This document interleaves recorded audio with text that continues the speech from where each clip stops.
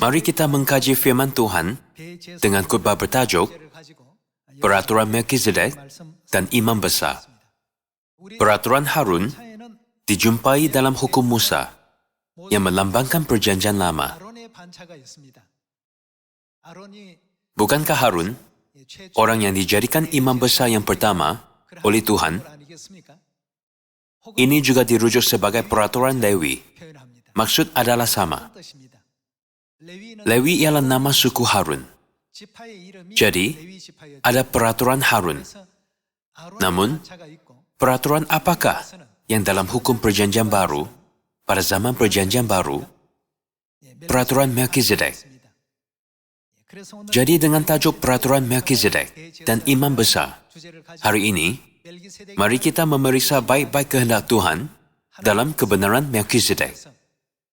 Apakah yang akan berlaku kepada semua manusia hari ini yang tidak berada dalam peraturan Melkizedek? Apakah janji berkat Tuhan kepada orang yang berada dalam peraturan Melkizedek? Mari kita lihat tentang perkara ini. Walaupun pintu yang kita lalui dan jalan yang kita jalani adalah sempit, saya berharap bahwa kita akan menjadi orang yang dapat membimbing orang yang belum diberkati untuk menerima kehidupan melalui pintu yang sempit ini. Mari kita lihat buku Ibrani bab 4.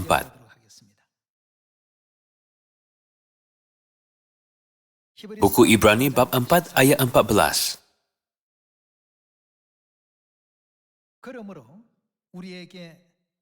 Kita sekarang mempunyai imam besar agung, yaitu siapa? Yesus, anak Tuhan. Apakah gelaran Yesus dalam buku Ibrani bab 4? Dia digambarkan sebagai imam besar agung. Bukankah kita merujuk orang yang menjalankan ibadah dan mempersembahkan korban sebagai imam? Pada zaman perjanjian lama, ada peraturan tentang korban perjanjian lama. Pada zaman perjanjian baru, ada peraturan tentang korban perjanjian baru. Korban itu dinyatakan sebagai ibadah dalam istilah moden. Namun sini tertulis, kita sekarang mempunyai imam besar agung, yaitu Yesus, anak Tuhan.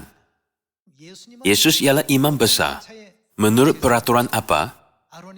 Ada peraturan Harun dan peraturan Melkizedek. Apabila kita melihat babak Yesus digambarkan sebagai imam besar, kita dapat pasti bahawa pada zaman perjanjian baru juga ada peraturan ibadah, bukan? Jika tiada peraturan ibadah, maka imam tidak diperlukan. Bukankah imam wujud dan diperlukan disebabkan peraturan seperti itu? Yesus ialah imam besar.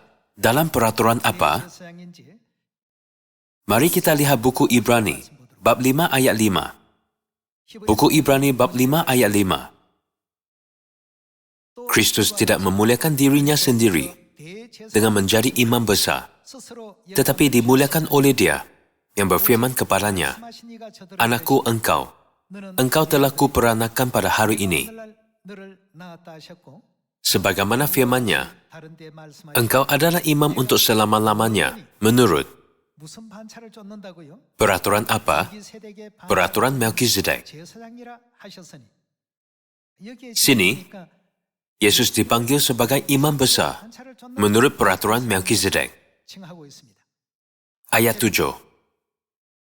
Dalam hidupnya sebagai manusia, Ia telah mempersembahkan doa dan permohonan dengan ratap tangis dan keluhan kepada Dia yang sanggup menyelamatkannya dari maut.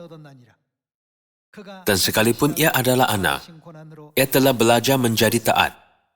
Ia menjadi pokok keselamatan yang abadi bagi semua orang yang taat kepadanya. Dan Ia dipanggil menjadi apa? Imam besar oleh Tuhan, menurut peraturan Melkizedek. Jadi, kita dapat memastikan bahawa Yesus diramalkan sebagai imam besar menurut peraturan Melkizedek. Jadi kita perlu mengetahui Melkizedek ialah siapa untuk memahami peraturan Melkizedek sepenuhnya. Mari kita buka buku Kejadian bab 14 untuk melihat kemunculan pertama Melkizedek dalam 66 buah buku Alkitab dan jenis orang ini. Mari kita lihat buku Kejadian bab 14, ayat 17. Kejadian bab 14, ayat 17. Setelah Abram kembali dari mengalahkan Kedorlaomer dan para raja yang bersama-sama dengan dia, Melkizedek Raja Salem membawa apa? Roti dan anggur. Ia seorang imam Tuhan yang maha tinggi. Lalu ia memberkati Abram. Katanya, diberkatilah kiranya Abram oleh Tuhan yang maha tinggi, pencipta langit dan bumi. Dan terpujilah Tuhan yang maha tinggi, yang telah menyerahkan musuhmu ke tanganmu. Lalu Abram memberikan kepadanya 1/10 dari semuanya.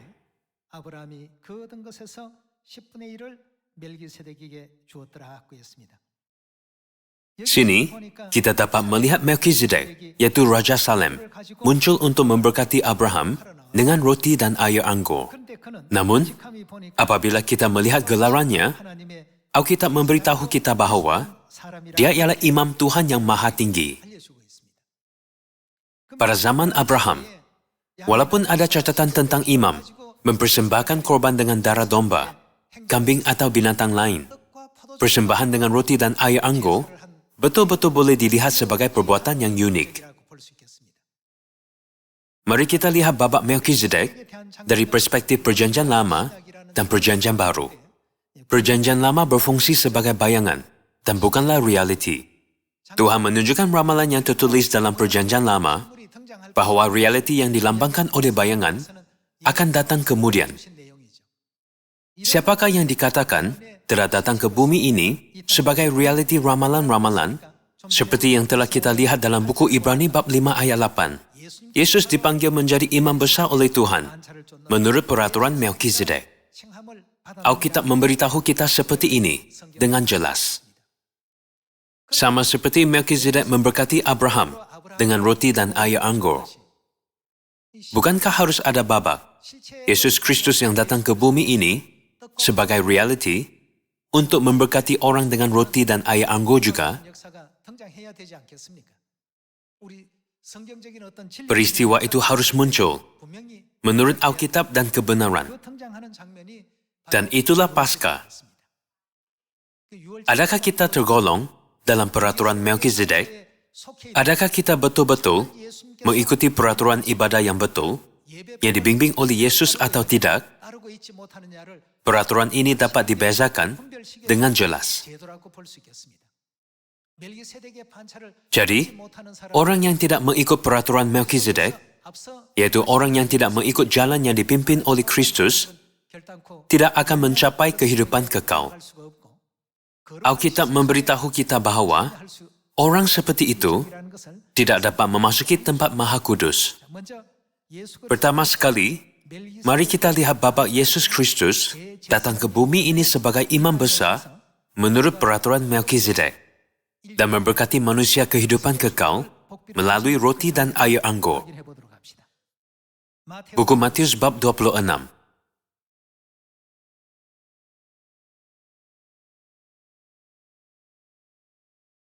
Mari kita lihat buku Matius bab 26 ayat 17. Pada hari pertama dari hari raya roti tidak beragi, datanglah murid-murid Yesus dan berkata, "Di mana engkau kehendaki kami mempersiapkan perjamuan Paskah bagimu?" Jawab Yesus, "Pergilah ke kota kepada si Anu dan katakan, pesan guru, di dalam rumah mula, aku mau merayakan Paskah bersama-sama dengan murid-muridku." Lalu murid-muridnya mempersiapkan Paskah. Bukankah kita harus melihat babak dia memakan Paskah? Ayat 26. Ayat 26 tertulis, "Dan ketika mereka sedang makan, Yesus mengambil roti, mengucap berkat, memecah-mecahkannya, dan berkata, 'Ambillah, makanlah, inilah tubuhku.'" Apabila Melkizedek memberkati Abraham, semua imam pada masa itu mempersembahkan korban dengan darah domba, kambing, atau binatang lain untuk pengampunan dosa. Hanya Melkizedek memberkati Abraham dengan apa? Dengan roti dan air anggur. Namun apabila kita melihat buku Matius bab 26, apakah yang Yesus juga gunakan untuk memberikan berkat? Yesus mengambil roti, mengucap berkat, memecah-mecahkannya, lalu memberikannya kepada murid-muridnya dan berkata, "Ambillah, makanlah, inilah tubuhku." Ayat 27. Sesudah itu ia mengambil cawan. Apakah yang dalam cawan ini? Air anggur. Mengucap syukur dan berkata, "Minumlah kamu semua dari cawan ini. Inilah darahku, darah perjanjian, yang ditumpahkan bagi banyak orang untuk pengampunan dosa." Dengan ini, dia membuat manusia makan roti Paskah dan minum air anggur Paskah yang melambangkan daging serta darahnya yang berharga. Sini, dia menubuhkan perjanjian apa? Dalam buku Lukas bab 22, kita melihat Tuhan menubuhkan perjanjian baru pada harinya yang terakhir yaitu Paskah. Dia memberikan suatu janji yang berharga. Jika kamu mahu pergi ke syurga, kamu harus mempunyai kehidupan kekal. Tanpa kehidupan kekal, tiada orang dapat memasuki syurga. Jadi dia berjanji, barang siapa makan dagingku dan minum darahku, ia mempunyai hidup yang kekal. Bukan itu sahaja. Dia memberi kita janji untuk menjadi imamat di Raja di syurga. Janji untuk hidup bahagia buat selama-lamanya. Dan janji untuk membuka dunia yang tidak ada lagi maut, perkabungan, ratap tangis, atau duka cita.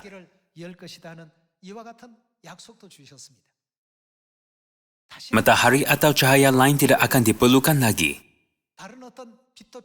kerana Tuhan sendiri akan menjadi cahaya dan menghalau semua kegelapan. Kalian, pada tahun 1970-an, ada banyak jalan raya yang tidak berturap di luar bandar. Di kampung seperti itu, sudah cukup baik jika hanya ada jalan tar. Namun jalan-jalan baik suci Yerusalem Surgawi dibuat daripada apa? Jalan-jalan dibuat daripada emas tulin, kota yang sejernih kristal. Dan mana-mana pun ada rumah yang dihiasi dengan permata. Dapatkah aku betul-betul tinggal di tempat yang sebegitu? Kota yang kita akan tinggal dihiasi dengan pelbagai batu permata, seperti mutiara, nilam, delima, dan zamrud. Jalan-jalan semuanya diturap dengan emas tulin. Kerana susah untuk menggambarkannya dalam Alkitab. Ia digambarkan dengan apa yang paling diingini oleh manusia di bumi ini. Untuk membimbing kita ke tempat janji itu, Tuhan menubuhkan kebenaran yang dipanggil peraturan Melkizedek di bumi ini. Dia datang ke bumi ini sebagai realiti Melkizedek, memanggil dan mengumpulkan semua orang yang betul-betul mempercayai Tuhan melalui roti dan air anggur, yaitu upacara kudus Paskah. Orang yang gagal memasuki peraturan ini tidak dapat kembali ke syurga yang abadi. Adakah kalian sudah belajar bahawa bumi ini ialah kota perlindungan? Bukankah hanya selepas kematian imam besar, barulah semua pendosa di kota perlindungan dapat dibersihkan daripada dosa dan kembali ke tanah air? Jika begitu, mengapakah Alkitab berulang kali menegaskan Yesus Kristus sebagai imam besar?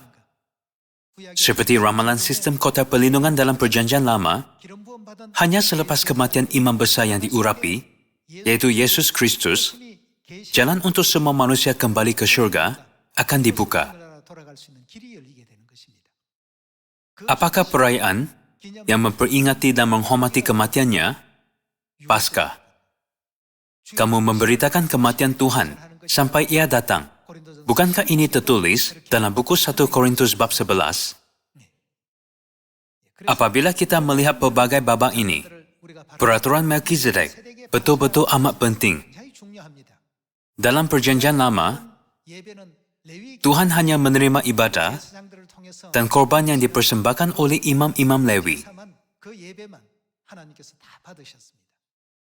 Pada zaman Perjanjian Baru, Tuhan tidak menerima sebarang bentuk ibadah yang tidak mengikut peraturan Melkizedek.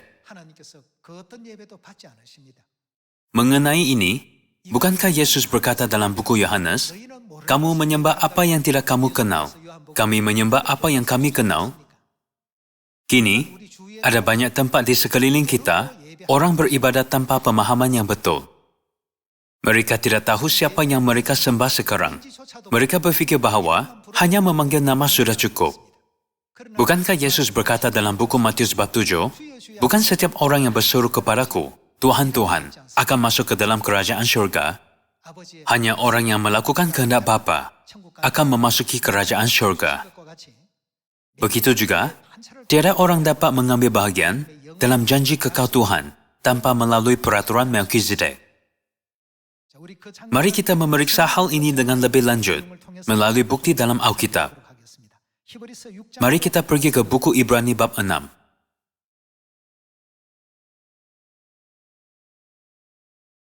Buku Ibrani bab 6, ayat 17. Untuk menunjukkan kepada waris-waris janji itu. Siapakah mereka? Mereka ialah waris janji Tuhan. Orang yang mengikut peraturan Melkizedek ialah orang yang dijamin akan menerima warisan janji Tuhan. Mereka dirujuk sebagai anak-anak janji dan keturunan lain perempuan itu. Alkitab menggambarkan mereka sebagai orang yang mematuhi perintah Tuhan dengan kudus. Mari kita terus pastikan ini. Dengan demikian Tuhan, untuk menunjukkan kepada waris-waris janji itu, bahawa kehendaknya tidak mungkin berubah, telah mengesahkannya dengan apa? Sumpah. Bukankah sumpah bermaksud, dia pasti akan melakukannya? Inilah janji yang mutlak dan tidak berubah. Siapakah yang berjanji? Tuhan. Dengan apa? Dengan sumpah. Ayat 18. Perkara yang tidak mungkin berubah, sedangkan Tuhan tidak mungkin berdusta. Maka hati kita tetap. Kita berpegang kepada harapan yang dihulukan kepada kita. Kita mempunyai harapan ini, harapan untuk menjadi waris janji Tuhan, sebagai sau kepada jiwa kita, tetap dan teguh, dan masuk sampai ke balik tirai. Di situ perintis, yaitu Yesus, yang telah menjadi imam besar untuk selama-lamanya. Menurut peraturan apa? Peraturan Melkizedek.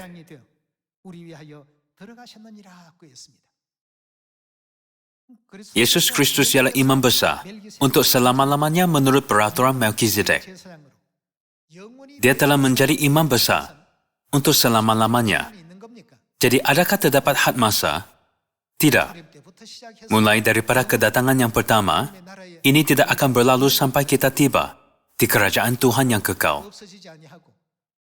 Dia dipanggil sebagai imam besar untuk selama-lamanya menurut peraturan Melkizedek. Ini tidak akan berubah atau pudar. Jika begitu, apakah yang harus terjadi dengan kebenaran pasca Perjanjian Baru yang merupakan peraturan Melkizedek? Bukankah ia harus kekal, menjadi kebenaran yang tidak akan hilang? Siapakah yang mengikut jejak Kristus, yang bagaikan perintis kita?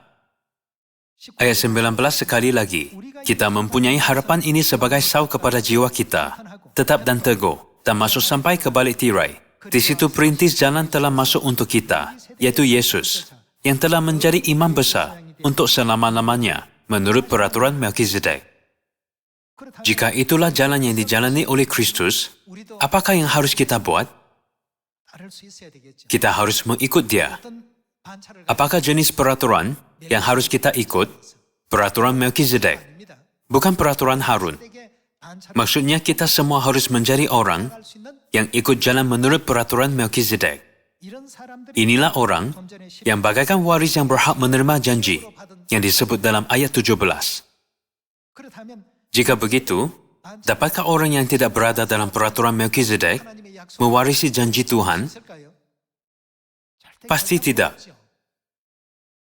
Tuhan telah memberi kita janji kehidupan kekal imamat di Raja di surga, dunia yang tiada lagi maut, tiada air mata, duka cita, perkabungan, dan penderitaan. Dia akan membuka dunia seperti itu untuk kita. Dia juga berjanji bahwa kita akan menikmati kehidupan dan berkat kekal di surga selama-lamanya. Jadi semua orang yang diberikan janji-janji ini harus mengikut peraturan Melkizedek dan perbuatan Kristus yang datang ke bumi ini dengan setia sebagai realiti Melkizedek.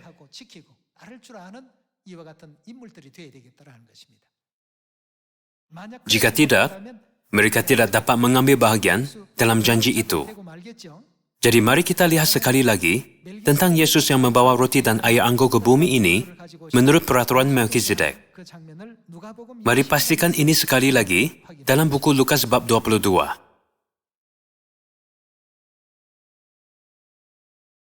Buku Lukas bab 22 ayat 7.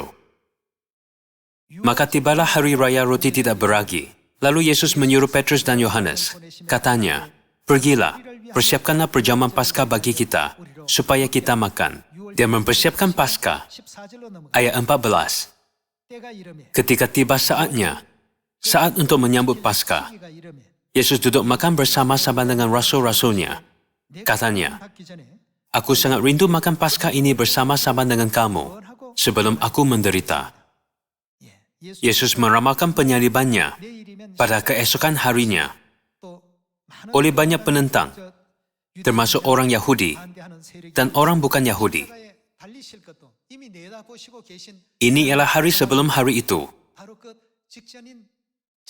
Pada hari sebelum Yesus dihina, dia berkata, ada sebab aku harus menyambut Paskah ini bersama dengan kamu. Ayat 19. Lalu ia mengambil roti, mengucap syukur. Katanya, inilah tubuhku yang diserahkan bagi kamu. Perbuatlah ini menjadi peringatan akan aku.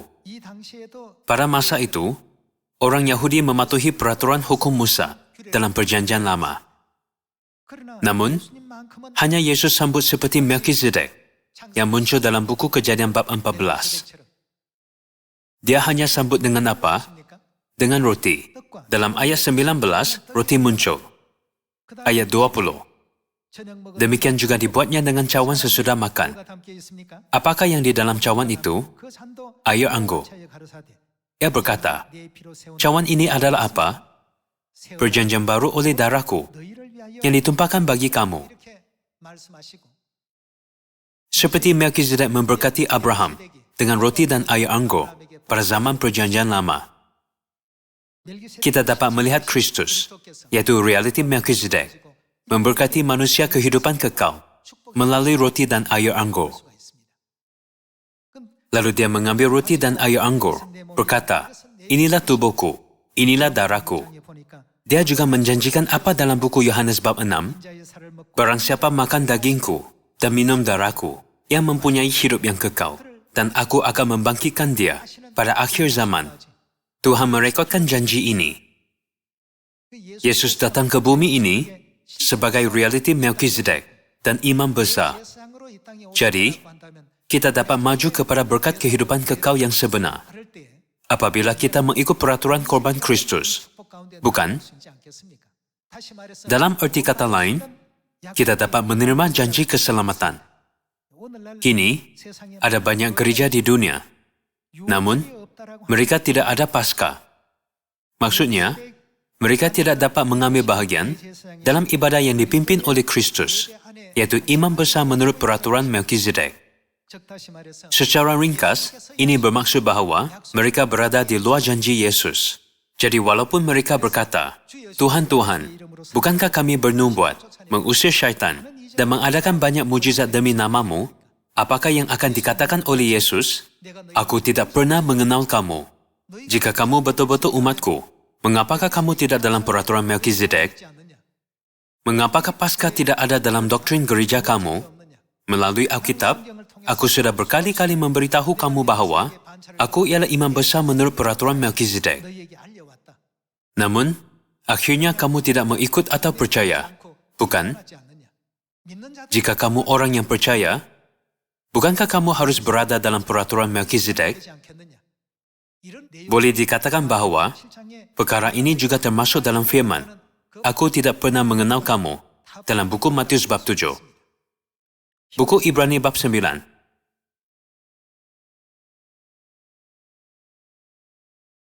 Bab 9 ayat 11. Kristus telah datang sebagai imam besar untuk hal-hal yang baik yang akan datang. Yesus datang sebagai imam besar menurut peraturan apa? Menurut peraturan Melkizedek. Apakah peraturan Melkizedek? Sini tertulis, hal-hal yang baik. Kristus telah datang sebagai imam besar untuk hal-hal yang baik yang akan datang. Ia telah masuk satu kali untuk selama-lamanya ke dalam tempat yang kudus. Bukan dengan membawa darah domba jantan dan darah anak lembu. Darah domba dan anak lembu ialah peraturan apa?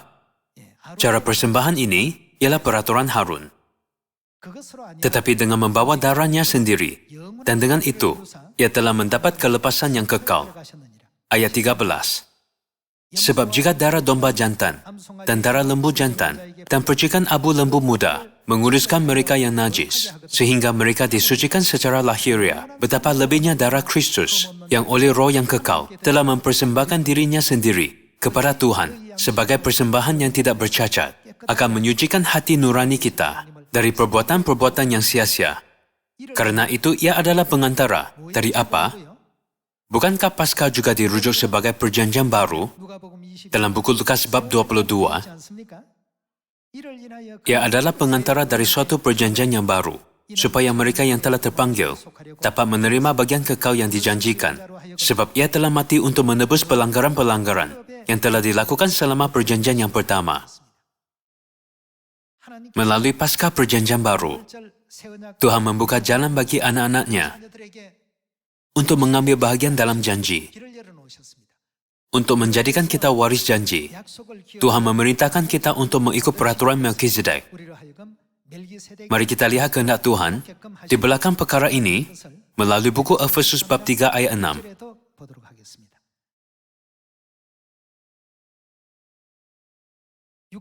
Ayat 6. Yaitu bahwa orang-orang bukan Yahudi karena berita Injil. Kalian, Injil merujuk kepada perjanjian apa? Perjanjian baru. Turut menjadi apa? Ahli-ahli waris dan anggota-anggota tubuh dan peserta dalam apa? Janji yang diberikan dalam Kristus Yesus. Hari ini, Tuhan telah memanggil kita untuk menjadi anak-anak yang dapat mengambil bahagian dalam janji warisan kekal yang disediakannya. Jika begitu, bagaimanakah orang yang tidak berada dalam peraturan Melkizedek? Menurut ajaran ini, mereka tidak dapat memasuki janji Tuhan. Tidak kira berapa banyak mereka berseru siang dan malam, "Tuhan, Tuhan, kami bernubuat, mengusir syaitan, dan mengadakan banyak mujizat demi nama-Mu," atau berapa banyak merayu, Tuhan akan berkata, "Kenapa kamu tidak memasuki peraturan Melkizedek?" Jika kamu berseru, "Tuhan, Tuhan," siang dan malam, bukankah kamu harus mengikut peraturan Melkizedek? Jadi adakah mereka mempunyai sesuatu untuk dikatakan? Mereka akan bisu. Beginilah Alkitab mengatakannya. Walaupun ada mulut, mereka tidak dapat berkata apa-apa. Akibat mereka, dengan kita yang berada dalam peraturan Melkizedek, pada masa depan betul-betul berbeza. Tuhan memberikan kita masa depan yang indah dan baik, serta harapan hidup terhadap syurga, melalui peraturan Melkizedek. Paskah ialah hari apabila kita dapat memastikan bahawa kita adalah sebahagian daripada peraturan yang hebat ini. Roti dan air anggur Paskah bukanlah hanya sekeping roti dan secawan air anggur.